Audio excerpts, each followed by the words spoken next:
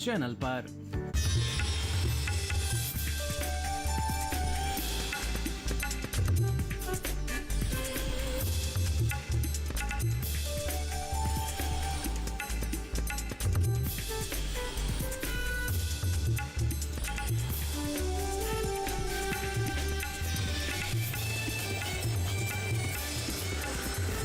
TV के साथ बदलते भारत की शान।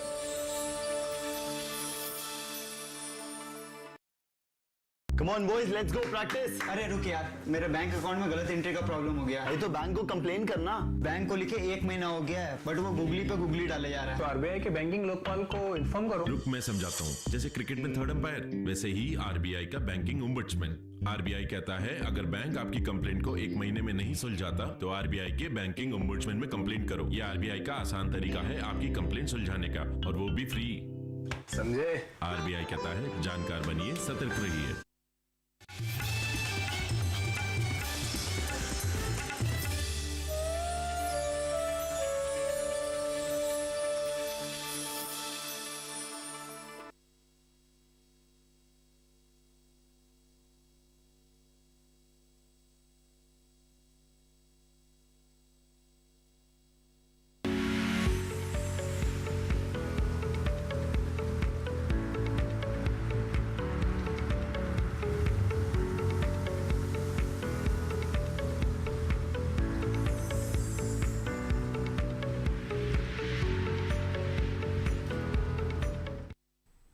नमस्कार, आप देख रहे हैं दूरदर्शन किसान। कार्यक्रम हेलो किसान में आप सभी का स्वागत है। मैं हूं आपके साथ मोनालिसा। हेलो किसान कार्यक्रम जो कि एक फोन इन कार्यक्रम है। इस कार्यक्रम में हम कृषि जगत से जुड़े हुए अलग अलग विषय लेकर आते हैं, जिस पर स्टूडियो में मौजूद विशेषज्ञों से तो चर्चा होती ही है, लेकिन इसके साथ ही आप भी अपने सवालों के साथ इस कार्यक्रम में हमारे साथ जुड़ सकते हैं। तो आइए सबसे पहले आपको बता दें आज के विषयों के बारे में। हेलो किसान कार्यक्रम में आज जिन विषयों पर चर्चा करेंगे वो है प्राकृतिक खेती, और इसके साथ ही बात होगी मोटे अनाज की खेती के बारे में। इन विषयों के बारे में अगर आपको जानना चाहते हैं तो आप हमारे टोल फ्री नंबर पर कॉल कर सकते हैं। हमारा टोल फ्री नंबर है 1800-113060 और 1800-113061 टोल फ्री नंबर है। बस बातचीत के दौरान आपको इस बात का ध्यान रखना है कि टीवी की आवाज बंद रखनी है और फोन लाइन के जरिए बातचीत करनी है, इससे बातचीत में रुकावट नहीं आती है। आगे बढ़ते हैं, बता दें कि ईमेल के जरिए भी आप अपने सवाल हमें भेज सकते हैं। हमारा ईमेल आईडी है hellokisan2015@gmail.com। सवाल लिखने के साथ ही अपना नाम और स्थान भी जरूर लिखें। और हमारे सवालों के जवाब के लिए 2 बेहद ही खास मेहमान इस वक्त हमारे साथ मौजूद हैं। आइए आपका परिचय करा दें। डॉक्टर BS तोमर इस वक्त हमारे साथ मौजूद हैं, जो कि अध्यक्ष हैं शाक्य विज्ञान संभागाय रायपूसा नई दिल्ली में। साथ ही डॉक्टर YS शिवे भी इस वक्त हमारे साथ हैं, जो कि प्रधान वैज्ञानिक है शस्य विज्ञान संभागाय रायपूसा नई दिल्ली में। आप दोनों का बहुत बहुत स्वागत है इस कार्यक्रम में। तो बातचीत की आइए शुरुआत करते हैं और सबसे पहले प्राकृतिक खेती के बारे में जानने की कोशिश करते हैं, क्योंकि इस पर काफी जोर दिया जा रहा है और किसानों को भी प्रोत्साहित किया जा रहा है कि वो रसायन से जो खेती की जाती है, रसायन युक्त खेती को छोड़कर रसायन मुक्त खेती की ओर बढ़ाए। और ऐसा क्यों है, आइए इसे समझने की कोशिश करते हैं। तो डॉक्टर तोमर समझाएं हमें प्राकृतिक खेती के बारे में कि क्यों किसानों को इसे अपनाना चाहिए। देखिए, सबसे पहले तो हम अपने किसान भाइयों को या दर्शकों को बताना चाहेंगे कि हमें प्राकृतिक खेती अपनाने की आवश्यकता क्यों है। जी, जिस प्रकार से हमारे देश में कृषि का विकास हुआ है और जिस प्रकार से हमने अपने जो कृत्रिम खाद हैं, कीटनाशक हैं, रसायन हैं, खरपतवारनाशी हैं, उनका खेती को सफल बनाने में जो प्रयास किया है, उपयोग किया है, उससे हमारे उत्पादन में तो वृद्धि हुई है, लेकिन उसके निरंतर इस्तेमाल के कारण हमारी मृदा कमज़ोर होती चली गई। मृदा के अंदर जो रहने वाले सूक्ष्म जीवी हैं उनकी संख्या कम होती चली गई। साथ ही साथ हमारा जो इनके इस्तेमाल से मृदा का जल है उसकी उपयोगिता, उसकी गुणवत्ता प्रभावित हुई, वातावरण प्रभावित हुआ, और इन सब का मिला जुला प्रभाव हमारे खाद्यान्नों के माध्यम से हमारे मानवता को देखने को मिला। अनेक प्रकार के चुनौतियां हमारे सामने खड़ी हो गई। और दूसरी बात हमको ये भी नहीं भूलनी कि जिस प्रकार से हमारी आबादी बढ़ रही है, हमें इतनी बड़ी आबादी को सुरक्षित पोषण देना बहुत जरूरी है, ताकि हमारी मानव संसाधन बेहद उन्नत किस्म का हो, उनका स्वास्थ्य अच्छा हो, हमारा वातावरण अच्छा हो, हमारा भविष्य उज्जवल हो।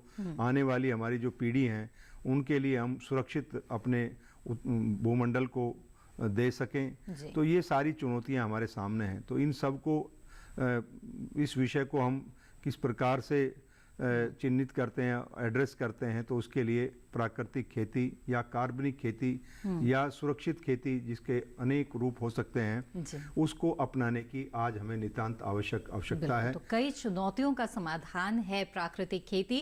किस तरह से प्राकृतिक खेती की जाए और किन किन फसलों में ये काफी सफल रहती है, इसके बारे में विस्तार से आज हम इस कार्यक्रम में चर्चा करेंगे। आइए उससे पहले नजर डाल लेते हैं इस रिपोर्ट पर।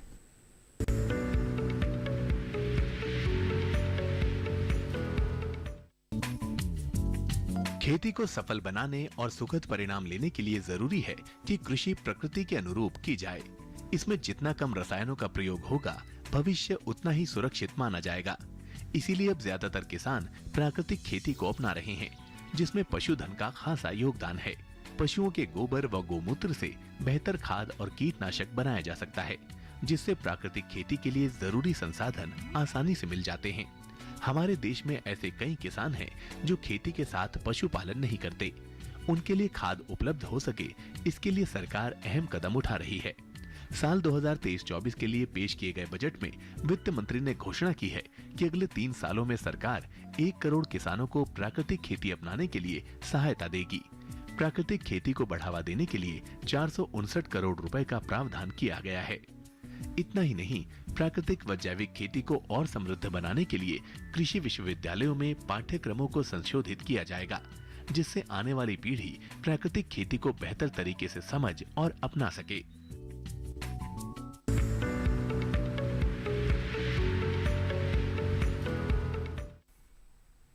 जी हाँ, तो रिपोर्ट आपने देखी। आइए अब आगे बढ़ते हैं और मोटे अनाजों की खेती के बारे में भी जानकारी लेते हैं। डॉक्टर शिवे, अब आपसे हम ये जानना चाहेंगे कि जैसे कि डॉक्टर तोमर ने बताया कि बहुत तरह की चुनौतियां किसानों के सामने हैं और ऐसे में अब कई समाधान जो सुझाए जा रहे हैं, उनमें मोटे अनाजों की खेती भी एक है।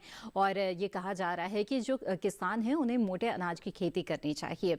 ऐसा क्यों ज़रूरी है और बदलते जो जलवायु परिवर्तन की परिस्थितियों से हम जूझ रहे हैं, उस दृष्टि से अगर देखें तो क्यों महत्वपूर्ण है मोटे अनाज की खेती? देखिए, मोटे अनाज जो है हमारे विशेषकर जैसे ज्वार है, बाजरा है, रागी है, सांवा है, कोदो है, फिंगर मिलेट है, या चीना है, या कुटकी है, ये सारे जो हैं मोटे अनाज की कैटेगरी में आते हैं। और विशेषकर क्योंकि इनको मोटे अनाज इसलिए कहा जाता है कि इनको जो है ज़्यादा हमको इनपुट की ज़रूरत नहीं पड़ती है, और जो भी हमारे कम पानी में, कम खाद में, और विशेषकर जो है जहाँ पे हमारा पानी बरसात कम होती है, वहाँ भी इनकी खेती की जा सकती है। तो बदलते हुए परिवेश में मोटे अनाजों की खेती करना बहुत ही लाभकारी है किसानों के लिए। और उसके साथ साथ क्योंकि ये मोटे अनाज जो हैं, इनमें प्रोटीन की मात्रा, इनमें जो है हमारे मिनरल्स की, विटामिन्स की, और साथ साथ जो है मतलब जल्दी से पचने वाले खाद्य पदार्थ होते हैं। तो इनकी जो यदि ऐसा बताते हैं, यदि 1 रोटी बाजरे की आप रोजाना खाएंगे तो आपको जो है मिनरल्स लेने की ज़रूरत नहीं है। तो इतने इनके अंदर जो है हमारे पोषक तत्व होते हैं। तो उस तरीके से क्योंकि सरकार बढ़ावा दे रही है इनको, और किसानों कहीं ना कहीं हमारी लागत बढ़ती चली जा रही है, तो लागत को कम करने के लिए और प्राकृतिक खेती को भी बढ़ावा देने के लिए ये मोटे अनाज की जो खेती है ये काफ़ी सफल होगी आगे आने वाले समय में, और किसान भाई इसको अपना के अच्छा मुनाफा कमा सकते हैं। बिल्कुल। तो किस तरह से मोटे अनाज की खेती कर सकते हैं, इसके बारे में विस्तार से बातचीत करेंगे आज के इस कार्यक्रम में। आइए देखते हैं उससे पहले एक रिपोर्ट।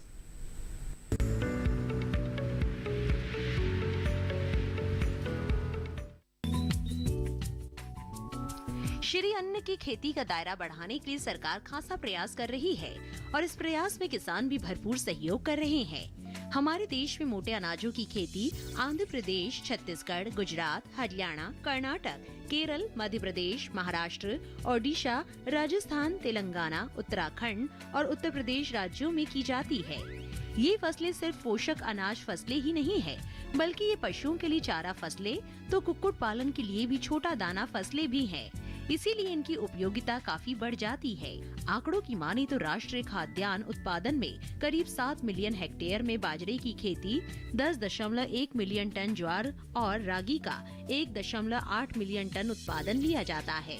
ये फसलें उष्णकटिबंधीय व उपोष्णकटिबंधीय क्षेत्रों में कम संसाधन में उगाई जाती है। ज्वार, बाजरा और रागी जैसी फसलें ज्यादातर बारिश पर निर्भर है और खरीफ के मौसम में उगाई जाती है। इसकी खेती करने के लिए एक गहरी जुताई के बाद 2 से 3 बार हल से जुताई कर खेत को समतल करना चाहिए, जिससे खेत में पानी ना रुक सके। साथ ही खेत में जल निकास की उचित व्यवस्था रखनी चाहिए। बेहतर उपज लेने के लिए बुआई के 15 दिन पहले करीब 10 से 15 टन गोबर की सड़ी खाद प्रति हेक्टेयर की दर से मिट्टी में मिलाएं। बारिश शुरू होने के साथ ही जुलाई के दूसरे सप्ताह तक इसकी बुआई करें। बीज को 2 से 3 सेंटीमीटर गहराई पर बोना चाहिए। कतार से कतार की दूरी 45 सेंटीमीटर और पौधे से पौधे की दूरी 10 से 15 सेंटीमीटर रखें।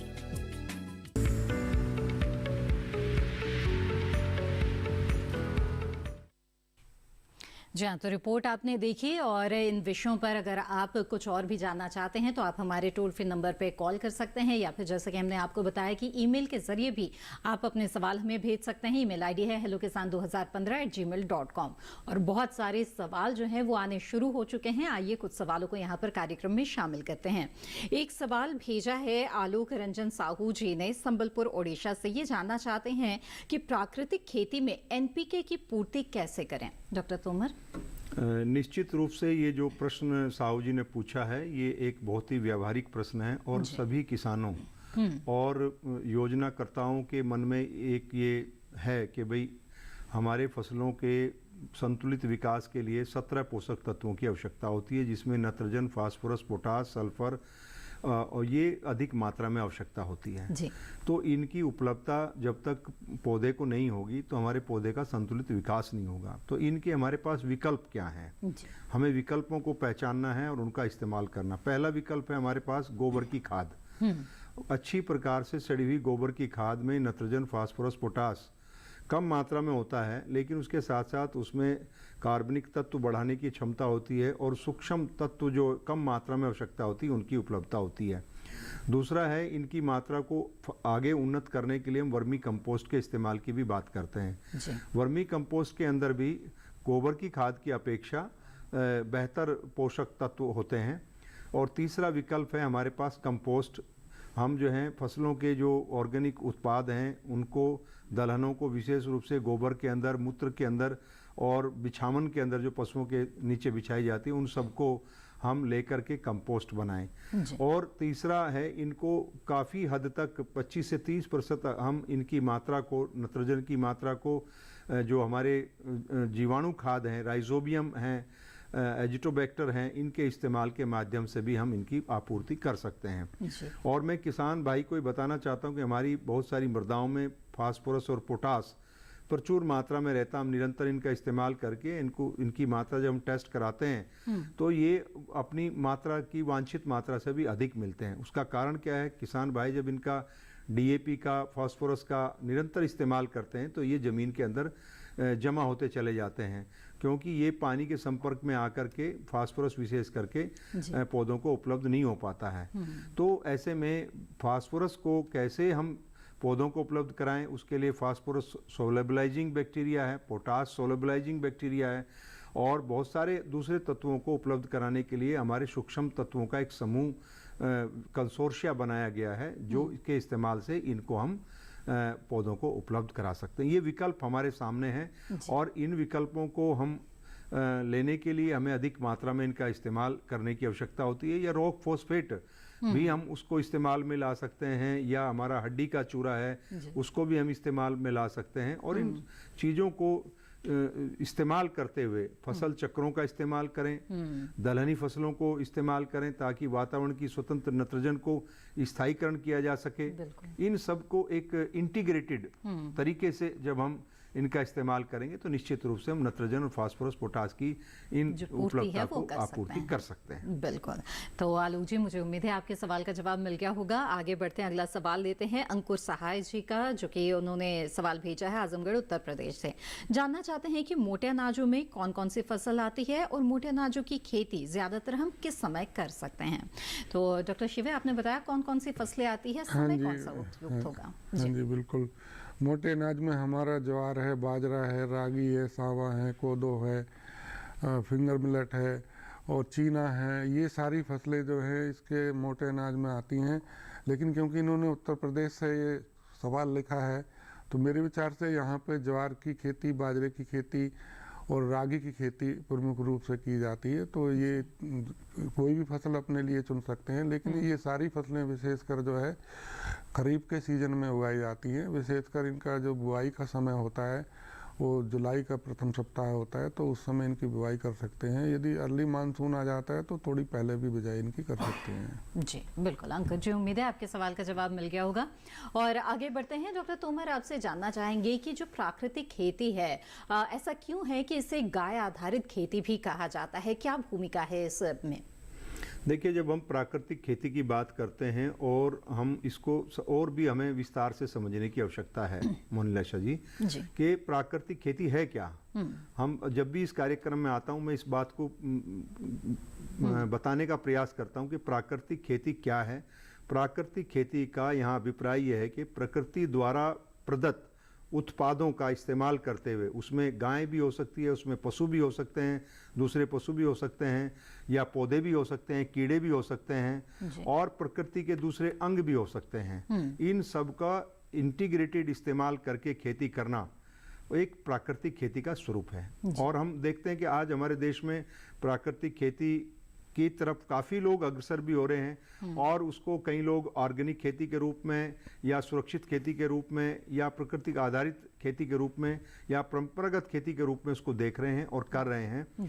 और इसमें जो है ये जो हमारे मुख्य मानना ये है कि प्राकृतिक संसाधनों का बेहतर इस्तेमाल करना है, और उसको इस्तेमाल करते हुए चाहे उसमें गाय के उत्पाद हों, गोबर का इस्तेमाल हो, मूत्र का इस्तेमाल हो, दूध का, घी का, या गाय के गोबर से दूसरे बीजामृत तैयार किया जाए, जीवामृत तैयार किया जाए, घनामृत तैयार किया जाए, या जो हमारे पौधे हैं, जैसे हमारा ये कई पौधे में नीम को विशेष रूप से, क्या नीम है, करंज है, नीम की खली है, नीम का तेल है, करंज का तेल है, या हमारी जो दूसरी खलियां हैं उनका इस्तेमाल हो, या हमारे धतूरा है, मिर्ची है, या हमारा आख है, या और पौधे जो प्रकृति ने दिए हैं उनको पैदा करना और उनका इस्तेमाल कीटनाशकों के रूप में करना, बीज उपचार के रूप में करना, ये बहुत ही आवश्यक है प्राकृतिक खेती के लिए। और प्राकृतिक खेती के यही अंग हैं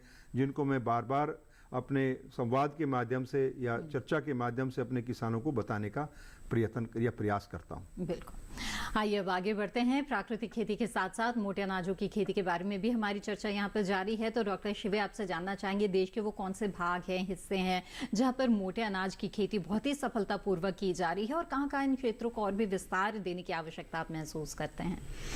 देखिए, मोटे अनाजों की खेती हमारी जो है विशेषकर गुजरात में होती है, महाराष्ट्र में होती है, कर्नाटक में होती है, तमिलनाडु में होती है, और झारखंड में होती है, उड़ीसा में होती है, छत्तीसगढ़ में होती है, मध्य प्रदेश में भी होती है, और उत्तराखंड में और ईस्टर्न उत्तर प्रदेश में। इवन मतलब बाजरे की खेती ज़्यादातर यहाँ हरियाणा वगैरह में होती है। तो ये सारे क्षेत्र हैं जहाँ पर जो है मोटे अनाजों की खेती की जाती है।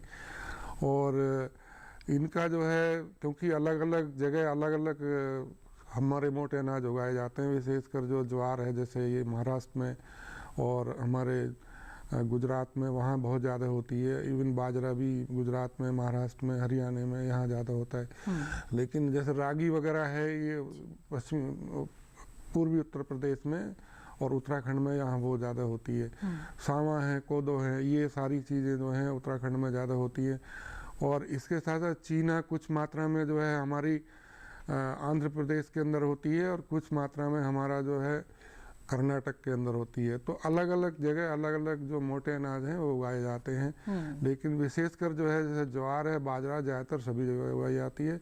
लेकिन दूसरी जो मोटे अनाज वाली किस्में हैं या हमारी फसलें हैं उनको जो है कुछ विशेष क्षेत्रों में उगाया जाता है। डॉक्टर सीवे, मैं थोड़ा सा आपके उसमें ऐड करना चाहता हूँ। आप कहीं भूल गए, बाजरा बड़े पैमाने पे राजस्थान के जो दक्षिण पश्चिमी भाग हैं उसके अंदर व्यापक स्तर से खेती होती है, और राजस्थान सबसे लीडिंग राज्य है बाजरा के उत्पादन के लिए। और बहुत बड़ा भूभाग है, बाड़मेर, जैसलमेर का जो एरिया है उसमें, या राजस्थान का बड़ा हिस्सा बारिश के मौसम में बाजरे को धन्यवाद डॉक्टर साहब, बहुत बहुत तो कहीं शायद आप भूल गए भूल उसको गया मैं उसको। बिल्कुल, तो आप दोनों इसी तरह से एक दूसरे को कॉम्प्लीमेंट करते रहिए और हमारे किसानों को बहुत ही अच्छी जानकारी इससे मिलती रहेगी और हमारी बातचीत भी जारी रहेगी प्राकृतिक खेती और मोटे अनाज की खेती के बारे में। लेकिन फिलहाल हेलो किसान कार्यक्रम में वक्त हो गया है एक छोटे से ब्रेक का। हम जल्द हाजिर होंगे, आप बने रहें दूरदर्शन किसान पर। आप बाजरे को भूल गए।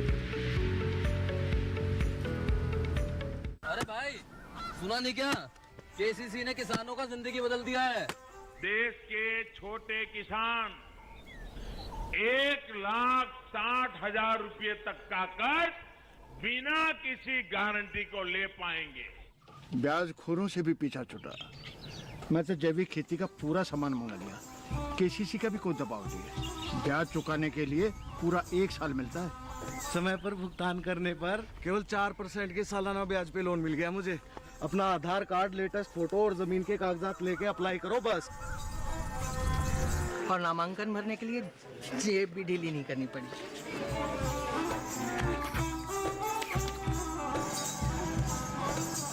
चाचा, उधार चुकाने के 24 घंटे के बाद उतने ही पैसे वापस निकाल सकते हैं। केसीसी ने किसानों की जिंदगी वाकई बदल दी है। तो आप भी किसान क्रेडिट कार्ड अपनाएं और सहजता से ऋण पाएं।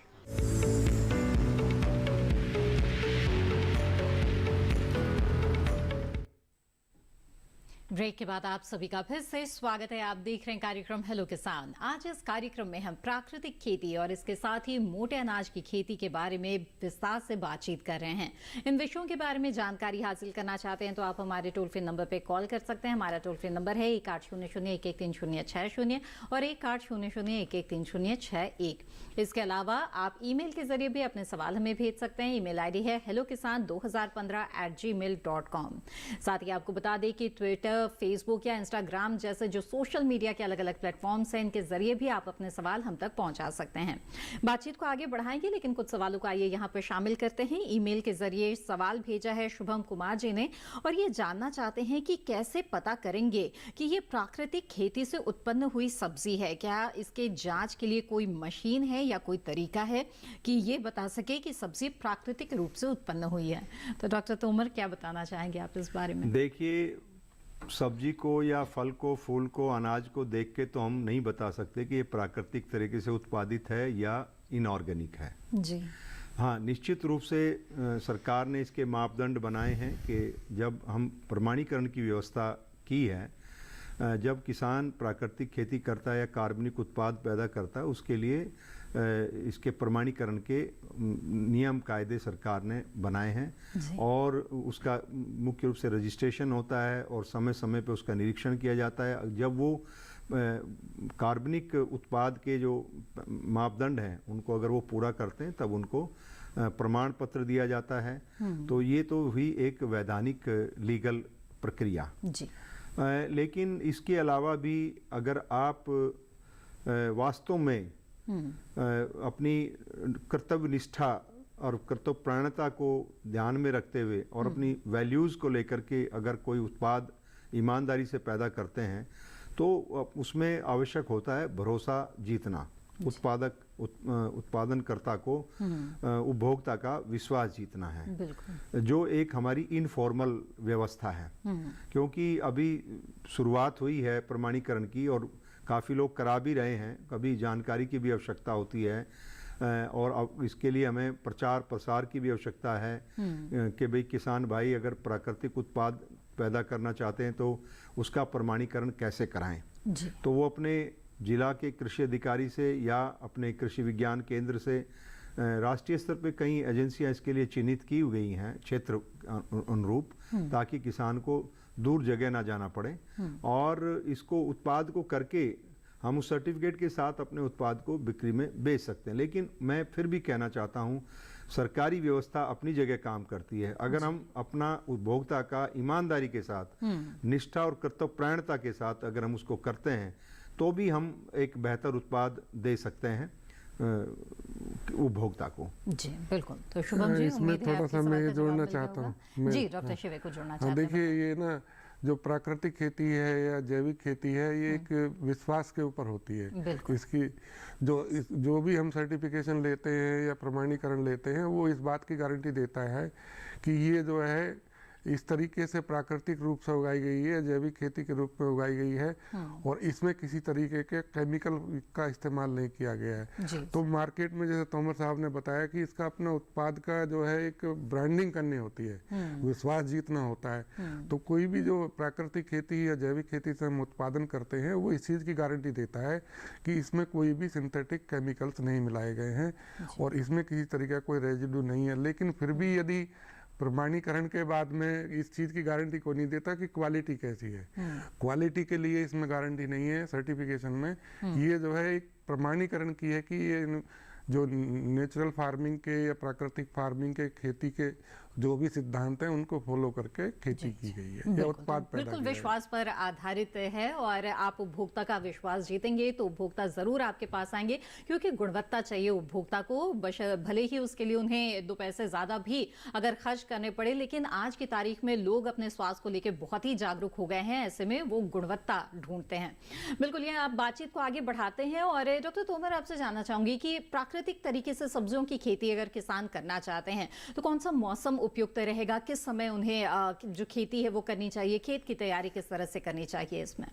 देखिए, मेरा अपना ये मानना है कि अगर हमें प्राकृतिक खेती करनी है, कार्बनिक खेती करनी है, तो सबसे बड़ी प्राथमिकता हमको सब्जी उत्पादन को देनी चाहिए जी। और दूसरी हमें दूध उत्पादन को, तीसरी मछली उत्पादन को, क्योंकि ये हमारे घरों में सबसे ज़्यादा इस्तेमाल होती हैं और प्राकृतिक रूप से इस्तेमाल होती हैं।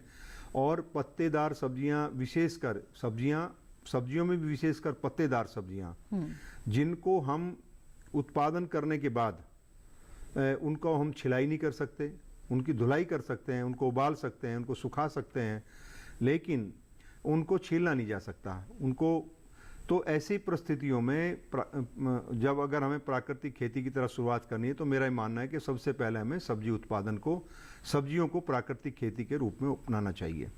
जहाँ तक बात है कि हम कौन से मौसम से शुरू करें, मेरा ये मानना है, मेरे अनुभव हैं, मैंने पिछले 7 सालों में अपने संभाग के अंदर 1.5 एकड़ क्षेत्र के अंदर बहुत सारी सब्जी फसलों को सफलतापूर्वक सर्दी के मौसम में बेहतर उत्पादक क्षमता के साथ अनुभव किया है कि हम उसको पैदा कर सकते हैं। लेकिन उसमें सर्दी का मौसम सबसे उपयुक्त मौसम है, क्योंकि इसमें कीड़े और बीमारियों की कमी सबसे कम होती है। और उसके बाद गर्मी का मौसम, शुरुआत जब हम करते, गर्मी के मौसम में भी हम बहुत सारी फसलों को कार्बनिक या प्राकृतिक तरीके से उगा सकते हैं। और सबसे कठिन होता है वर्षा के मौसम में, क्योंकि जब वातावरण की परिस्थितियां कीड़े और बीमारियों के अनुकूल होती हैं और उसके लिए अधिक तापक्रम, आर्द्रता, वर्षा या जल भराव, ये सब हमारे लिए चुनौती होती है।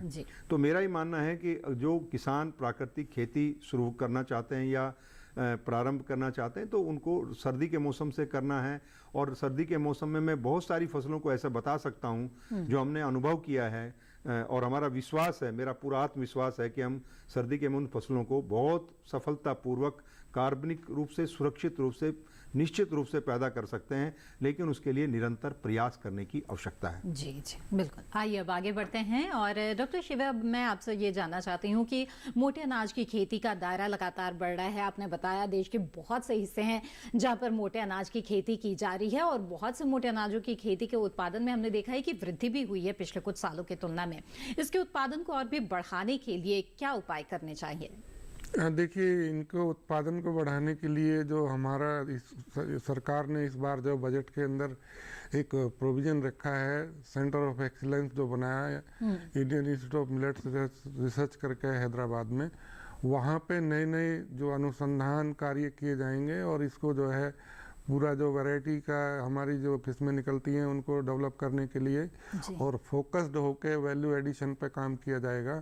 और दूसरे मार्केटिंग जो है या फार्मर्स प्रोड्यूसर्स ऑर्गेनाइजेशन बना के उनके अपने उत्पाद की ब्रांडिंग की जाएगी, उनको हेल्प किया जाएगा। तो ये सारे जो हैं काम करने की ज़रूरत है, क्योंकि ये एक ऐसी, हमारे मोटे अनाज ऐसे हैं कि जलवायु परिवर्तन हो रहा है और साथ साथ जो हमारा उत्पादन जो लागत है वो बढ़ती चली जा रही है, तो उनको कम करने की जरूरत है। तो और ये क्या मोटे अनाज की खेती से लागत कम की जा सकती है? लागत कम की जा सकती है। यदि इनकी जो हमको बाजार में अच्छी कीमत मिले तो किसान भाई इसको उगाए के उत्पादन लागत को कम किया जा सकता है, क्योंकि इनको बहुत ज़्यादा पानी की जरूरत नहीं पड़ती है, बहुत ज़्यादा खाद की जरूरत नहीं पड़ती है। और साथ साथ यदि कोई मतलब सूखा वगैरह भी आती है, जैसे बाजरे की खेती है, तो ये एक ऐसी फसल है जिसको हम ड्रॉट अवॉइडेंस क्रॉप कहते हैं। कुछ समय के लिए यदि मतलब सूखा भी पड़ जाए तो उसको अवॉइड कर देती है, तो उसमें फिर भी जो है कुछ ना कुछ उत्पादन हमको मिल जाता है, जबकि धान वगैरह है उसमें नहीं उत्पादन मिलेगा, या मक्का है उसमें नहीं मिलेगा। तो इस तरीके से जो है हम इन फसलों को जो है क्लाइमेट रेजिलिएंट क्रॉप्स के नाम से भी जानते हैं। जो जलवायु परिवर्तन हो रहा है उसके अनुरूप जो है ये ढल सकती हैं और अच्छी पैदावार दे सकती हैं। और दूसरी बात ये है कि सरकार ये भी चाह रही है कि इसकी ब्रांडिंग जो है वो नेशनल लेवल पे ही ना हो, बल्कि इंटरनेशनल मार्केट में भी हमको इसकी अपनी पकड़ बनानी है। और उसके लिए जो है इस साल जो है जैसे तो कई स्तर पर इसके प्रयास किए जा रहे हैं, जिन पर आगे भी विस्तार से बातचीत करेंगे। लेकिन यहाँ पर लागत का सवाल आया है तो इसे जरूर मैं आगे बढ़ाना चाहूंगी, क्योंकि किसानों की लागत अगर खेती में कम होगी तभी मुनाफा ज्यादा होगा और तभी वो प्रेरित होगा किसी और तरह की विधि या पद्धति को अपनाने के लिए। तो डॉक्टर तोमर हमें ये बताएं कि जब प्राकृतिक खेती को अपनाते हैं तो उसमें अगर तुलना करें रसायन युक्त खेती से, तो लागत में कितनी कमी आ जाती है? देखिए, मैंने पिछले 7 सालों में अपने संभाग में जो अनुभव किया है और हमने इसका प्रदर्शन भी किया है, और हर वर्ष हमारे जो कार्बनिक खेत का उत्पादन देखने के लिए देश के कोने कोने से कृषि स्नातक, किसान और समृद्ध लोग आते हैं, देखते हैं। और पहले हम एक ही प्लॉट लगाते थे जी। अब हमने पिछले 2 सालों से हम तुलनात्मक प्रदर्शन करने के लिए एक हिस्से में हम प्राकृतिक तरीके से जो कार्बनिक तरीके से हम उत्पादन ले रहे हैं उसको लगाते हैं, और दूसरी तरफ हम इनऑर्गेनिक तरीके से लगा, दोनों का हम रिकॉर्ड रखने का प्रयास करते हैं कि हमने कितना नाइट्रोजन, फास्फोरस कार्बनिक में डाला है, और हमने कार्बनिक में कितनी मात्रा में वर्मी कंपोस्ट या गोबर की खाद या रॉक फॉस्फेट, या हमने जो है प्राकृतिक मल्च का इस्तेमाल किया, या किस प्रकार का फसल चक्र अपनाया, और किस प्लॉट में पिछले साल कौन सी फसल लगाई थी, वो सारी बातों का ध्यान रख के हम उसका पिछले 2 सालों से हम तुलनात्मक प्रदर्शन कर रहे हैं। और हमने पिछले साल उसका डाटा भी कुछ तैयार किया था अपने अनुभवों के लिए, अपने विश्वास के लिए। तो हमने देखा कि उत्पादकता में बहुत सारी फसलों में कमी नहीं देखी गई। तो एक तो हमारे जो उनको अगर हम देखें कि भाई हमारे रसायनों के मूल्य ही अपने इतने सारे होते हैं, तो उसमें वो नहीं हम इस्तेमाल कर रहे हैं। दूसरा, हम जो है गोबर की खाद का इस्तेमाल कर रहे हैं, या हम वर्मी कंपोस्ट का इस्तेमाल, जो किसान अपने स्तर पे पैदा कर सकता है। अगर मैंने शुरुआत में ही कहा था, अगर कार्बनिक खेती को या प्राकृतिक खेती को हमें सफल आयाम देना है तो हमें उसको पशुपालन को जोड़ना पड़ेगा उसके साथ। इसीलिए गाय की भूमिका, पशुओं की भूमिका महत्वपूर्ण हो जाती है, क्योंकि किसान दूध के लिए पशु पालेगा तो उसके लिए चारा पैदा करेगा, उसके लिए उसको गोबर उपलब्ध होगा, और एक पशु औसतन 35 से 40 किलोग्राम वयस्क पशु गोबर देता है, और 10 से 12 लीटर यूरिन मिलता है। और उसके ये तो हो गए जो जिन उत्पादों को किसान भाई सीधे अपने खेतों में फसलों के बचाव के लिए काउमूत्र, जो हमारा अगर देसी गाय का मूत्र है तो ये माना जाता है कि 2 से 3% का अगर हम छिड़काव करते हैं तो ये बहुत अच्छा प्रभावी तरीका है कीड़ों से बचाव का। ये एक काम करता है कि इसमें छिड़काव करने से कीड़े आते नहीं हैं या कीड़े भाग जाते हैं, तो बचाव में ही बचाव है। तो ये एक है। और गोबर का रसायनों के बदले अगर इन चीजों का इस्तेमाल किया जाए तो अपने आप जो खेती की लागत है वो कम हो जाती है, और जाहिर तौर पे जब अच्छी और गुणवत्ता युक्त उत्पादन किसानों को हासिल होती है तो बाजार में अच्छे भाव भी मिलते हैं, तो मुनाफा तो होता ही होता है। विस्तार से बातचीत करेंगे हम आगे भी मोटे अनाज की खेती और प्राकृतिक खेती के बारे में, लेकिन फिलहाल हेलो किसान कार्यक्रम में वक्त हो गया है एक और छोटे से ब्रेक का। जल्द हाजिर होंगे, आप बने रहें दूरदर्शन किसान पर।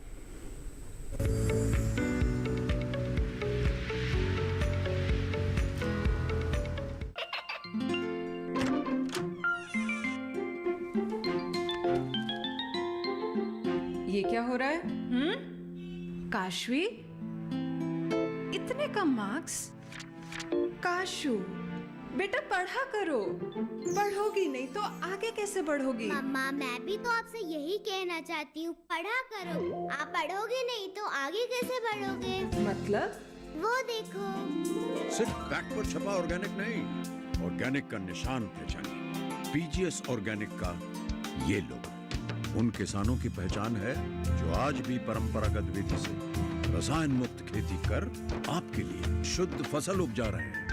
अब समझे मम्मा, अगर मैं प्योर ऑर्गेनिक फूड नहीं खाऊंगी तो अच्छे मार्क्स कहाँ से लाऊंगी? अच्छा बच्चों, जैविक खेती की इस मुहिम को आगे बढ़ाइए, शुद्ध ऑर्गेनिक अपनाइए।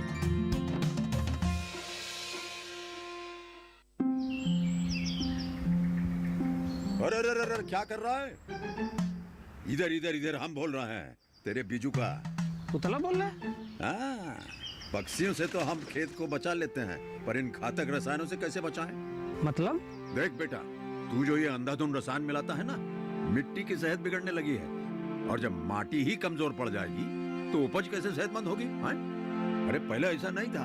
पूछना अपने बड़े बुजुर्गों से, कैसे फसल लहलहाती थी, शुद्धता झलकती थी। हाँ, माटी भी तंदुरुस्त और लोग भी। अरे पहली वाली बात कहाँ? पर अब तो सब यही डाले हैं। सब नहीं, आज भी लाखों जागरूक किसान परंपरागत विधि से फसल उगा रहे हैं। खर्चा कम और उपज की कीमत भी बेहतर पा रहे हैं। ठीक है भाई, मैं भी आज से जैविक खेती शुरू करूंगा। माटी से प्रेम की परंपरा है परंपरागत खेती।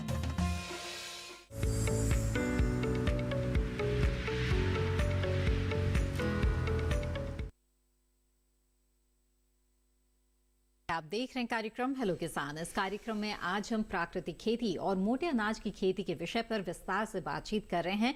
इन विषयों के बारे में जानकारी हासिल करने के लिए आप हमारे टोल फ्री नंबर पर कॉल कर सकते हैं। हमारा टोल फ्री नंबर है 1800-113060 और 1800-113061। इसके अलावा आप ईमेल के जरिए भी अपने सवाल हमें भेज सकते हैं। हमारा ईमेल आईडी है hellokisan2015@gmail.com। तो कई सवाल और भी आए हैं जिन्हें हम कार्यक्रम में शामिल करेंगे, लेकिन डॉक्टर शिवे, उससे पहले मैं जरूर आपसे जानना चाहूंगी कि बहुत बड़े पैमाने पर देश में ही नहीं, अंतर्राष्ट्रीय स्तर पर भी अंतर्राष्ट्रीय मिलेट वर्ष मनाया जा रहा है और जाहिर तौर पर भारत इसकी अगुवाई कर रहा है। तो इन प्रयासों को आप किस तरह से देख रहे हैं? ये जो मोटे अनाज जिन्हें श्री अन्न का दर्जा दिया गया है, इनके प्रोत्साहन के लिए। हाँ, देखिए, जो हमारा एक प्रपोजल गया था इंडिया से यूएन के अंदर जी, तो यूएन ने जो था इसको जो है मान लिया हमारे प्रपोजल को। तो 2023 जो है इंटरनेशनल ईयर ऑफ मिलेट्स मनाया जा रहा है और इसकी एक इंटरनेशनल कॉन्फ्रेंस भी अभी 18-19 को इनोग्रेट की गई थी हमारे जो IRI पूसा संस्थान है उसके अंदर ही, और माननीय प्रधानमंत्री जी ने उसको इनोग्रेट किया था और 2 दिन हमारी इंटरनेशनल कॉन्फ्रेंस चली है। तो इस तरीके से मतलब ये नहीं है कि हम नेशनल सिंपोजियम ही कर रहे हैं या सेमिनार ही कर रहे हैं, हम इंटरनेशनल कॉन्फ्रेंस भी ऑर्गेनाइज की है, जिससे कि हमारे दूसरे देशों के लोग जो आए हैं उनमें पार्टिसिपेशन किया है और देखा है। तो इस क्योंकि भारत जो है एक अग्रणीय देश है जहाँ पे मोटे अनाज की खेती की जाती है, लगभग 40% जो है भारत में ही खेती की जाती है मोटे अनाजों की। तो इसमें बहुत बड़ी संभावनाएं हैं। और दूसरी बात ये है कि जैसे मतलब इंटरनेशनल ईयर मनाने से ही काम नहीं है, बहुत सारे पब्लिकेशन भी, जैसे हमारा खेती का एक विशेष इशू निकला है, इंडियन फार्मिंग का एक विशेष इशू निकला है, कोई पढ़ना चाहे मोटे अनाजों के बारे में तो पूरी जानकारी उसके बारे में हर एक मोटे अनाज के बारे में दी गई है। तो लिटरेचर भी निकाला गया है और इंटरनेशनल नेशनल सेमिनार सिंपोजियम भी कर रहे हैं और इंडस्ट्री को भी लिंक कर रहे हैं, क्योंकि इसमें प्रोडक्शन तो एक आयाम है, दूसरा जो है वैल्यू एडिशन और प्रोसेसिंग और फिर उसकी ब्रांडिंग एंड मार्केटिंग। तो उसके लिए विषय पर हम आगे चर्चा करेंगे डॉक्टर शिवे, लेकिन एक सवाल यहाँ पर कार्यक्रम में ले लेते हैं। ईमेल के जरिए एक सवाल भेजा है दीपक जी ने इटावा उत्तर प्रदेश से। इनका सवाल ये है कि इन्होंने लौकी की जनवरी में नर्सरी लगाई थी, बीज F1 हाइब्रिड का इस्तेमाल किया था, इन्होंने गोबर की खाद का भी इस्तेमाल किया था, लेकिन इनकी समस्या ये है कि अभी तक अंकुरन नहीं हुआ है। तो डॉक्टर तोमर, क्या वजह हो सकती है इसकी और आप क्या उपाय सुझाएंगे? देखिए, मैं दीपक जी को बताना चाहूँगा कि आपने जो लौकी की बुआई जनवरी में की है, अगर आपने खुले खेत में बिजाई की है तो निश्चित रूप से उसमें जमाव नहीं होगा जी। उसका कारण है कि वातावरण की परिस्थितियाँ जनवरी में तापक्रम बीज के जमाव के लिए उपयुक्त नहीं था। उसको जमाव के लिए किसान ने निश्चित रूप से बार बार उसमें पानी दिया होगा और उसकी वजह से वो बीज जमीन में ही सड़ गया। तो पहले तो हमारे किसान भाइयों को ये जानकारी होना जरूरी है कि अपने आसपास में जो पहले से किसान लौकी का खेती करते हैं, किस समय वो उगाते हैं, ये एक मोटा मोटा अनुभव है। दूसरा, वैज्ञानिक पहलू हैं कि तापक्रम, क्योंकि ये गर्मी की फसल है, गर्मी और बारिश की फसल है, तो बीजों में जमाव के लिए औसत तापक्रम जब 25 डिग्री के आसपास आता तब इनका जमाव बहुत अच्छा होता है। और इस वातावरण की परिस्थिति को पैदा करने के लिए हम पॉली हाउसेज के अंदर सॉइललेस कल्चर में जनवरी के मध्य में 15-20 जनवरी के आसपास हम इसकी बिजाई करते हैं। जब हम नेट हाउस के अंदर या पॉली हाउस के अंदर करते हैं या विशेष रूप से नर्सरी की व्यवस्था करते हैं तो उसमें दिन में धूप के कारण तापक्रम में वृद्धि होती है और उससे बीजों में जमा हो जाता है। या जब तापक्रम कम होता है तो उनको हम कृत्रिम रूप से तापक्रम बढ़ा करके ऐसे चैम्बर्स बना लिए जाते हैं जिनमें हीटर चला देते हैं ताकि वो तापक्रम पौधे को मिल जाए, बीज का जमा हो जाए। जमाव एक बार होना हो गया तो समझिए कि फिर आगे पौधे की बढ़वार उसके अंदर होती रहेगी। तो मैं ये समझता हूँ कि किसान ने अगर खुले खेत में लौकी की, चाहे वो संकर बीज था या सामान्य बीज था, उसकी बिजाई की है तो उसकी कारण यही है कि बीज को जमाव के लिए उपयुक्त वातावरण परिस्थितियां अनुकूल नहीं थी और वो जमीन में पड़े पड़े बीज खराब हो गया। तो दीपक जी जान गए होंगे कि ये समस्या क्यों हुई है और जो सुझाव यहाँ पर डॉक्टर तोमर ने आपको दिए हैं, मुझे उम्मीद है कि आगे से उस सुझाव पर आप अमल जरूर करेंगे।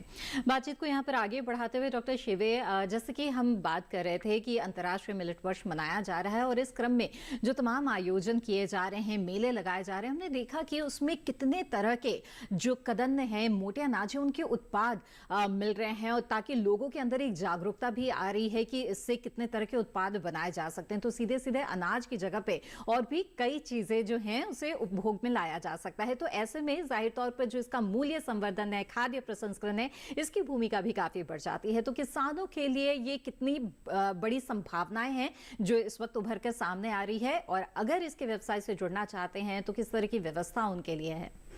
हाँ, देखिए वैल्यू एडिशन मार्केटिंग बहुत ही बड़ा मुद्दा है जी। कोई भी अनाज है, चाहे मोटे अनाज हैं चाहे हमारे दूसरे अनाज हैं, विशेषकर मोटे अनाज के लिए, क्योंकि इसकी जागरूकता विशेषकर जो शहरी लोग हैं उनमें बहुत ज़्यादा बढ़ती चली जा रही है। एक तो मार्केट हमारा शहरी जितने भी हमारे मेट्रोपॉलिटन सिटीज़ हैं उनमें जो डिमांड बढ़ रही है, और दूसरे ये है कि स्टार्टअप जो आ रहे हैं नए नए, वो भी जो है इसकी ब्रांडिंग करना चाह रहे हैं, इसका जो है वैल्यू एडिशन करके मार्केट करना चाह रहे हैं, और इसकी जो है यहीं पे डिमांड नहीं है, विदेशों में भी डिमांड बढ़ती चली जा रही है। तो उस हिसाब से हमारी जो योजनाएं हैं वो बिल्कुल अनुकूल हैं मोटे अनाज उगाने के लिए, और हमारी सरकार जो है बिल्कुल फोकस होकर काम कर रही है। जैसे मैंने बताया सेंटर ऑफ एक्सीलेंस बनाया तो उसमें उन्होंने काफ़ी अनुदान दिया उस इंस्टीट्यूट को आगे बढ़ाने के लिए ताकि हम अच्छी किस्म निकाल सकें।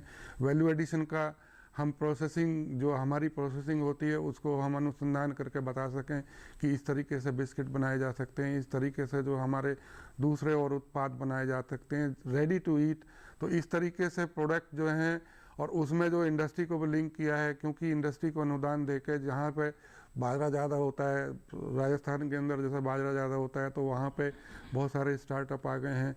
तो उस तरीके से जो हमारे बाजरे के, आजकल बाजरे के एक ही उत्पाद नहीं बन रहा है, बहुत सारे उत्पाद बन रहे हैं। बाजरे का दलिया है या बाजरे की इवन मतलब पूरी भी रेडीमेड मिल जाती है मार्केट में, आपने देखा होगा।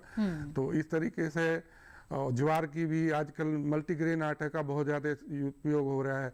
तो मल्टीग्रेन आटे में सारे जो मोटे अनाज वाले हमारी फसलें हैं इनको मिला के दूसरे अन्न में, जैसे गेहूं का है और दूसरे हम चावल वगैरह में भी इनको मिला के खा सकते हैं। तो ये सारे जो हैं हमारा एक तरीके के इंटरनेशनल प्लेटफॉर्म पे ले जाने का मतलब ही ये है कि हम जो है मोटे अनाजों की उत्पादन बढ़ा सकें, इसकी जो है मार्केटिंग अच्छी कर सकें और उत्पादन लागत को कम करके किसानों की आय को हम दुगना और तिगुना कर सकें। बिल्कुल। आइए अब यहाँ पर आगे बढ़ते हैं और एक सवाल यहाँ पर शामिल करते हैं। सवाल भेजा है देव जी ने, हालांकि अपना स्थान नहीं लिखा है, जिसके लिए हम बार बार आपसे गुजारिश करते हैं कि सोशल मीडिया हो या ईमेल हो, किसी भी माध्यम से अपना सवाल भेजे तो नाम और स्थान भी जरूर लिखें।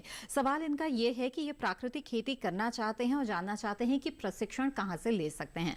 तो डॉक्टर तोमर बताएं कहाँ से प्रशिक्षण लिया जा सकता है? देखिए, इस विषय को गंभीरता से लेते हुए सरकार ने कृषि विज्ञान केंद्रों को, कृषि विश्वविद्यालयों को, ICR के जो इंस्टीट्यूट्स हैं सभी को निर्देशित किया है कि इस संदर्भ में हम अनुसंधान करें और आवश्यक सूचना तैयार करें इनकी सफल खेती के लिए।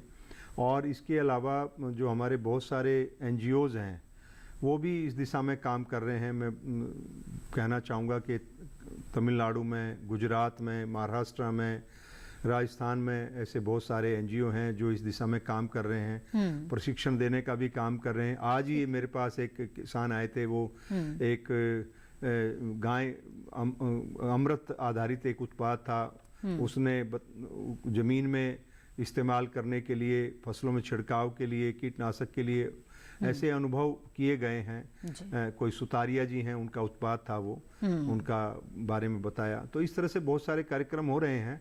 तो मैं कहना चाहूँगा कि आप इस विषय में बेहतर जानकारी के लिए भारतीय कृषि अनुसंधान परिषद के जो संस्थान हैं देश के कोने कोने में हैं, कृषि विश्वविद्यालय हैं, कृषि विज्ञान केंद्र हैं, और यहाँ गाजियाबाद में, राजनगर में राष्ट्रीय कार्बनिक खेती अनुसंधान केंद्र हैं, उसके क्षेत्रीय केंद्र हैं। इस प्रकार से एक बड़ा नेटवर्क हमारे देश में अब तैयार हो रहा है प्राकृतिक खेती को आगे नई ऊंचाई तक ले जाने के लिए। बिल्कुल, तो यहाँ पर आप संपर्क कर सकते हैं।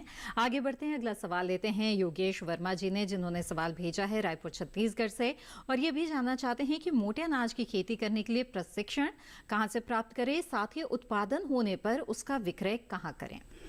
हाँ, देखिए, उन्होंने प्रशिक्षण की बात की है। इसके प्रशिक्षण के लिए तो जो कृषि विश्वविद्यालय है इनका रायपुर के अंदर, वहाँ से लिया जा सकता है, और क्योंकि वही नज़दीक इनके होगा। इसके साथ साथ जो भी इनका कृषि विज्ञान केंद्र हो तो वहाँ से ले सकते हैं। और यदि इनको बहुत बड़े स्तर पर अपनी खेती करनी है और सारी फसलों के बारे में जानकारी करनी है, तो जो हमारा Indian institute of millet research है हैदराबाद में, वहाँ से इनका प्रशिक्षण ले सकते हैं। तो ये बहुत सारे ऑप्शन इनके पास हैं। लेकिन मैं मार्केटिंग के लिए ये कहना चाहूँगा, ये फार्मर्स प्रोड्यूसर्स ऑर्गेनाइजेशन बना लें। 50 किसान जो है एक साथ जुड़ जाएं, और यदि 50 किसान जुड़ जाएंगे एक साथ, तो इनको जो एक ब्रांडिंग बनाने में अपनी अच्छी सहायता मिलेगी। और उससे कुछ जो सरकार जो अनुदान दे रही है प्राकृतिक खेती के लिए माध्यम से, तो इसके अंदर जो है मिलेट्स भी आते हैं प्राकृतिक खेती को बढ़ाने के लिए, तो वहाँ से इनको अनुदान भी मिल जाएगा और ये अपनी एक ब्रांडिंग बना सकते हैं। ब्रांडिंग बनाने के बाद में फिर मार्केट के अंदर सेल करना बहुत आसान है आज के ज़माने में। यदि आपने अच्छा प्रोडक्ट तैयार कर लिया तो सुपर मार्केट्स हैं, डिपार्टमेंटल स्टोर्स हैं, और बहुत सारे आजकल सफल वगैरह पे भी इनको बेच सकते हैं। तो बिल्कुल, अगर विक्रय की चिंता है तो FPO यानी किसान उत्पादक संगठन जो है वो जरूर बनाएं या उससे जुड़ जाएं, इससे काफी मदद मिल जाती है। बहरहाल, यहाँ पर हेलो किसान कार्यक्रम में वक्त हो गया है एक और छोटे से ब्रेक का। हम जल्द हाजिर होंगे, आप बने रहें दूरदर्शन किसान पर।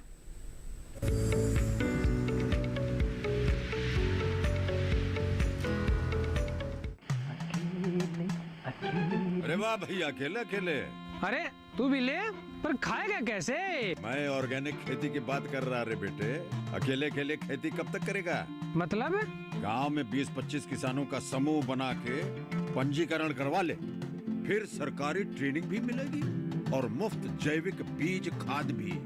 फिर BGS ऑर्गेनिक की सरकारी मोहर के साथ तेरी उपज आकर्षक पैक में पहुंचेगी बड़े बाजार तक। अच्छा? हाँ। अरे भाई, कहाँ चल दिया? सबको साथ लाने, आमदनी बढ़ाने। तो किसान भाई समझ गए ना, साथ मिलकर ऑर्गेनिक खेती कीजिए, अपनी परंपरा को आगे बढ़ाइए, ज्यादा मुनाफा कमाइए। माटी से प्रेम की परंपरा है परंपरागत खेती।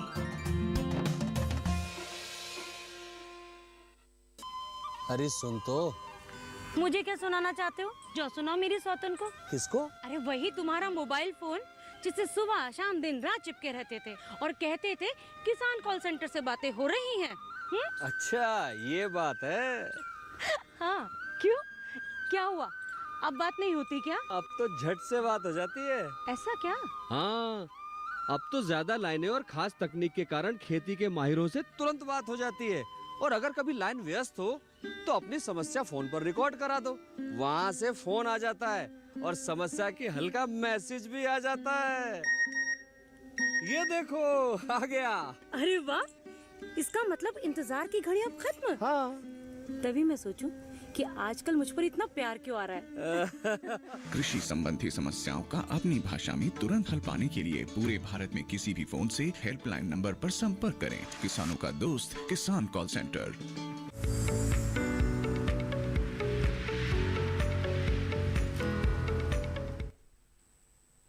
ब्रेक के बाद आप सभी का फिर से स्वागत है। आप देख रहे हैं कार्यक्रम हेलो किसान। इस कार्यक्रम में आज हम बात कर रहे हैं प्राकृतिक खेती के बारे में और साथ ही मोटे अनाज की खेती के बारे में हमारी चर्चा जारी है। इस बीच आप भी अपने सवाल हमें भेज सकते हैं। हमारा ईमेल आईडी है hellokisan2015@gmail.com और ईमेल के साथ साथ सोशल मीडिया के अलग अलग प्लेटफॉर्म के जरिए भी लगातार सवाल पहुंच रहे हैं। उन सवालों को आइए यहाँ पर शामिल करते हैं। ट्विटर के माध्यम से एक सवाल भेजा है टिंकू धनकर जी ने और इनका सवाल ये है कि जैविक खेती करने से पैदावार कम होती जा रही है, ऐसे में कोई अच्छा रास्ता सुझाने के लिए ये कह रहे हैं। तो डॉक्टर तोमर, आप इन्हें क्या सुझाव देंगे? देखिए, पहले तो मैं बताना चाहूँगा धनखड़ जी को कि प्राकृतिक जैविक खेती से पैदावार कम होने की बिल्कुल भी कोई शंका नहीं है, लेकिन उसको हमें वैज्ञानिक तरीके से समझना होगा, करना होगा, ताकि जो हम बार बार यही कह रहे हैं, जो पोषक तत्व हैं उनकी उपलब्धता सुनिश्चित करनी है। खरपतवार नियंत्रण के लिए आपको मल्च का इस्तेमाल करना है। प्राकृतिक मल्च हो सकती है ऑर्गेनिकली तरीके से तैयार की हुई। और मेरा ये मानना है कि अगर हम खरपतवार नियंत्रण पे ध्यान देते हैं तो प्रारंभ के 1 साल में अगर आप खरपतवारों को बीज ना बनने दें उसमें, तो काफ़ी हद तक हम उसमें कम कर लेते हैं। और साथ ही साथ आसपास में बंडिंग करके रखें, मजबूत रखें मेड़ों को, ताकि वर्षा का पानी दूसरे खेतों से खेत में ना आ पाए। तीसरी जो बात है कि भाई हम उसमें कीटनाशकों का इस्तेमाल नहीं करते हैं, तो उनके विकल्प हमको पहले से व्यवस्था करके रखनी है। अगर हम पहले से स्वाट करके रखेंगे अपनी प्राकृतिक खेती की या ऑर्गेनिक खेती में क्या क्या हमारे सामने स्ट्रेंथ है, वीकनेस है, अपॉर्चुनिटी, थ्रेट हैं, तो ये करना जरूरी है। तो फिर मेरा मानना है कि हम जैविक खेती को बढ़ावा दे सकते हैं। उसमें उत्पादन में कमी आने की बिल्कुल भी कोई चिंता करने की बात नहीं है। और बहुत सारे किसान मैं देखता हूँ, पश्चिमी उत्तर प्रदेश के किसान गुड़ के ऊपर काफ़ी प्राकृतिक खेती या ऑर्गेनिक रूप से उसको अपना रहे हैं। जहाँ इतनी मात्रा में केमिकल का इस्तेमाल करते हैं वो कम हो गया है और इससे चारे की गुणवत्ता भी बढ़ी है और काफ़ी अब तक उपभोक्ताओं को अच्छी गुणवत्ता का गुड़ या गुड़ से जुड़े हुए उत्पाद वो उपलब्ध भी करा रहे हैं। क्योंकि हमारे यहाँ अभी हमने एक कृषि एग्री हाट का कार्यक्रम संस्थान के द्वारा चालू किया है। उसमें हमने बहुत सारे किसानों को अपने उत्पाद बिक्री करने के लिए वहाँ अवसर दिया है और उसमें बहुत सारे किसान अपने उत्पाद लेकर के आ रहे हैं, जो गुणवत्ता के उत्पाद हैं या कार्बनिक उत्पाद हैं, प्राकृतिक तरीके से तैयार किए हैं, और तो उपभोक्ता उसका आनंद ले सकते हैं। और ये बहुत सारे सफल उदाहरण सामने हैं, इसीलिए आशंकाओं को मन में घर बनाने न दे, बल्कि आप इसे अपनाएं, इसमें आपको सफलता जरूर हाथ लगेगी। आगे बढ़ते हैं, अगला सवाल लेते हैं। नारायण सिंह जी ने सवाल भेजा है और जानना चाहते हैं कि मोटे अनाज का बीज बिहार में कहाँ से मिलेगा। मैं गया बिहार से हूँ, उनका कहना है जी। बिहार एग्रीकल्चर यूनिवर्सिटी से इनको मोटे अनाज का बीज मिलेगा। तो सबसे अच्छा स्रोत इनके लिए ये होगा कि बिहार एग्रीकल्चर यूनिवर्सिटी जो सबौर है वहाँ से ले सकते हैं, और Rajendra Prasad central agriculture university है वहाँ से, 2 जगह से इनको जो है मोटे अनाज के बीज की उपलब्धता हो जाएगी। और प्रमाणिक संस्था से इनको बीज लेना चाहिए, ऐसा नहीं बाजार से कहीं से खरीद लिया। और गुणवत्तापूर्ण जो बीज मिलता है वो प्रमाणिक संस्था से ही मिलता है। और यदि नेशनल सीड कॉर्पोरेशन का कोई इनके यहाँ सेंटर हो तो वहाँ से भी खरीद सकते हैं। बिल्कुल। आइए अब आगे बढ़ते हैं और अगला सवाल यहाँ पर लेते हैं। जय जी ने सवाल भेजा है और जानना चाहते हैं कि क्या प्राकृतिक खेती के लिए बाजरा बीज कौन सा है जो पुनः बुआई कर सकते हैं, या फिर ये भी जानना चाहते हैं कि क्या अन्यथा वो हाइब्रिड बीज लगाकर वापस महंगा बीज खरीदे, तो वो क्या करे, ये सुझाव चाहते हैं डॉक्टर तोमर। देखिए, जहाँ तक मेरी समझ है, जानकारी है, प्राकृतिक खेती में हम लोग किसानों को ये कहते हैं कि हमारी जो सामान्य किस्में हैं उनका इस्तेमाल करना है, संकर किस्मों के इस्तेमाल को नहीं करना है। उसके कारण है क्योंकि संकर किस्मों की जो मांग है नाइट्रोजन, फास्फोरस, पोटास की, वो बहुत ज़्यादा होती है। और जब किसान इसकी खेती शुरुआत करता है तो उसको इतने अवयवों को जुटाना उसके लिए एक बड़ी चुनौती होती है। तो इसलिए हम सामान्य किस्मों को इस्तेमाल करने की सिफारिश करते हैं, क्योंकि बहुत सारी सामान्य किस्में भी हमारी स्थानीय रूप से बहुत अच्छा उत्पादन देती हैं, उनका एडेप्टेशन बहुत अच्छा है। ऐसे तो संकर किस्मों का भी एडेप्टेशन बाजरा में अच्छा माना जाता है, लेकिन जो हमारी स्थानीय किस्में हैं, जो मैं देखता हूँ बाड़मेर में, जैसलमेर में, उसके जोधपुर में और कई क्षेत्रों में स्थानीय किस्मों को लगाते हैं, बाजरी के नाम से जिसको देखते हैं, तो उसकी भी वो अच्छी उत्पादकता आती है। और प्रारंभ में यही शुरुआत करना है। और संकर बीज अगर इस्तेमाल करते हैं तो बार बार आपको बीज बदलना पड़ेगा, महंगा बीज लेना पड़ेगा। अगर आप सामान्य किस्म का बीज लेते हैं तो आप उसमें पृथक्करण दूरी या बीज उत्पादन के जो मापदंड हैं उनका अगर ध्यान रखते हैं तो आप उस बीज को पुनः अपने खेत में निरंतर कई सालों तक इस्तेमाल कर सकते हैं और आपको बाजार से नए बीज खरीदने की आवश्यकता नहीं होगी। बिल्कुल। आइए अब आगे बढ़ते हैं और डॉक्टर शिवे आपसे जानना चाहूंगी चलते चलते कि मोटे अनाज की खेती और इससे जुड़े उद्यम से किसान किस तरह से सफलता प्राप्त कर सकते हैं। ऐसे में आप चलते चलते क्या टिप्स देना चाहेंगे उन्हें? देखिए, मोटे अनाज जो है विशेषकर जो मैंने पहले भी बताया कि ये कम पानी में कम खाद में हो जाते हैं और कम अवधि में पैदा होते हैं। तो इस तरीके से यदि हम आमदनी बढ़ाना चाहते हैं और अपना स्वास्थ्य भी अच्छा रखना चाहते हैं, मृदा का स्वास्थ्य भी अच्छा रखना चाहते हैं, वातावरण का स्वास्थ्य भी अच्छा रखना चाहते हैं, तो किसान भाई जो है जरूर जो है मोटे अनाज की खेती करें और इस तरीके से करें ताकि जो है उनकी उत्पादन भी बढ़े और उनकी उत्पादन लागत भी कम हो जाए और हमारा जो भविष्य भी अच्छा हो और जो उनको खाएं वो भी स्वस्थ रहें। तो इस तरीके से जो है मोटे अनाज हमारे भविष्य के अनाज हैं और ये जो है जो भी इनको खाता है वो स्वस्थ रहता है। और इसका कारण यही है क्योंकि इसमें कम इंसेक्टिसाइड पेस्टिसाइड का इस्तेमाल होता है और इनको जरूरत नहीं होती, कीड़े मकोड़े नहीं लगते। तो खेती तो बहुत ही आसान है, खेती के लाभ भी है, लेकिन इसके साथ ही बहुत ही अच्छा समय ये चल रहा है जब अंतर्राष्ट्रीय मिलेट वर्ष मनाया जा रहा है। ऐसे में इसके बाजार को लेकर भी जो चिंता है वो दूर हो गई होगी आपकी, क्योंकि एक पूरा माहौल बन चुका है और ऐसे में इसके उद्यम से अगर आप जुड़ते हैं तो बहुत सारे लाभ आपको हो सकते हैं। डॉक्टर तोमर और डॉक्टर शिवे, आप दोनों ने बहुत अच्छी जानकारियां हमें दी इस कार्यक्रम में। आप दोनों का बहुत बहुत शुक्रिया, धन्यवाद। तो विस्तार से जाना आज आपने प्राकृतिक खेती और मोटे अनाज की खेती के बारे में। आइए आगे बढ़ते हैं और कल के विषय के बारे में आपको बता दें। हेलो किसान कार्यक्रम में कल जिन विषयों पर चर्चा की जाएगी वो है हाईटेक मशीनरी का कृषि में उपयोग, और इसके साथ ही बात होगी पहाड़ी क्षेत्रों में फूलों की खेती की संभावनाओं की। इन विषयों से जुड़े हुए सवाल आप लाइव कार्यक्रम के दौरान तो पूछ ही सकते हैं। इसके अलावा ईमेल के जरिए अपने सवाल आप हम तक भेज सकते हैं। हमारा ईमेल आईडी है hellokisan2015@gmail.com। सवाल के साथ साथ अपना नाम और स्थान भी जरूर लिखें। इसके अलावा सोशल मीडिया के अलग अलग प्लेटफॉर्म्स के जरिए भी आप हमारे साथ जुड़े रह सकते हैं। फेसबुक, इंस्टाग्राम और ट्विटर हैंडल टीवी स्क्रीन पर फ्लैश किए जा रहे हैं। आप अपना वीडियो बनाकर भी इन सोशल मीडिया के प्लेटफॉर्म्स पर पोस्ट कर सकते हैं, जिन्हें हम कार्यक्रम में शामिल करने की पूरी कोशिश करेंगे। इसके साथ ही आपको बता दें कि दूरदर्शन किसान के कॉल सेंटर नंबर पर भी आप कॉल कर सकते हैं। हमारा टोल फ्री नंबर है 1800-113060। सोमवार से शनिवार सुबह 6 बजे से रात 10 बजे के बीच कॉल करके आप अपने सवाल दर्ज करा सकते हैं। और जानकारी से भरपूर हेलो किसान कार्यक्रम को आप दूरदर्शन किसान के यूट्यूब चैनल पर भी देख सकते हैं। इसके लिए टीवी स्क्रीन पर दिखाए जा रहे इस QR कोड को स्कैन करें। इसी के साथ आज की इस कड़ी में बस इतना ही। हमें दीजिए इजाजत। आप बने रहें दूरदर्शन किसान पर। नमस्कार।